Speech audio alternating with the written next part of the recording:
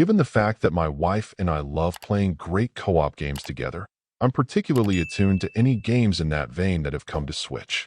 Our most common and reliable options have generally been the LEGO titles, but there have been some other notable releases, including Blanc and the excellent It Takes Two, that have been standouts as well. In the case of Split Fiction, given the fact that it was made by the same team behind It Takes Two, our expectations were quite high. I'm thrilled to confirm that Split Fiction has managed not to just match the high level of design of its predecessor. It has pretty well laid the groundwork that all action-oriented co-op games will be judged by in the future. In the game, you'll play as Zoe and Mio, two amateur writers who are drawn together by an accident in a lab and end up exploring quite a wide range of worlds and scenarios built from their imaginations.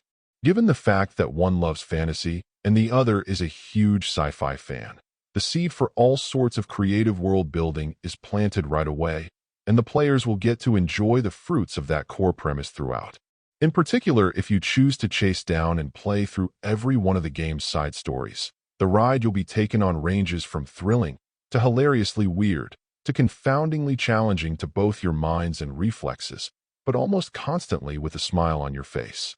So much of the gameplay is similar to It Takes Two at its core, but by making the premise take place in the imaginations of two creative people rather than being tied down to the real world, the variety in the game's set pieces and key moments is both shocking and wonderful. There are simply things that happen that I'm gushing to tell people about, because they gave my wife and I such joy, but the surprise and WTF am I looking at of it all are really what helps to make the experience special, so you'd be best off knowing as little as possible about what happens to get the most out of the game. Since there's support for local split screen, local play between devices, and even online support, all requiring just a single copy of the game, there are also plenty of ways to enjoy the experience together. Given the need to coordinate a bit in many parts of the game, I consider a minimum of voice chat to be essential to your success. But that isn't to say that two people in tune with each other couldn't pull it off. About the only warning I provide is that this can be a taxing game at times, both in terms of a need for reasonable controller dexterity and an ability to work through clues to solve the game's many different puzzles. Thankfully, many end up being variations on a common set of powers or abilities you'll have in any given phase, and most of the time you're brought up to speed on them before things get hairy, but that isn't to say it's always handled perfectly.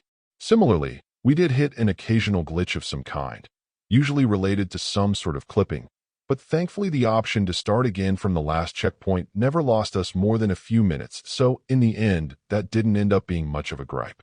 While I wouldn't make any claim that there's no further that co-op action adventures can go beyond this, the more I've thought over the scoring for it, the more it seems to be more than deserving of a 10. There's simply nothing else out there with the same degree of heart, creativity, polish, and variety of Split Fiction. If you have a friend or significant other who's up for the challenge, it absolutely shouldn't let you down. Overall, my final score for the game ended up being a 10. And if you're interested in picking it up, it's currently available on the Switch eShop for $49.99. Thank you for taking the time to listen to this review.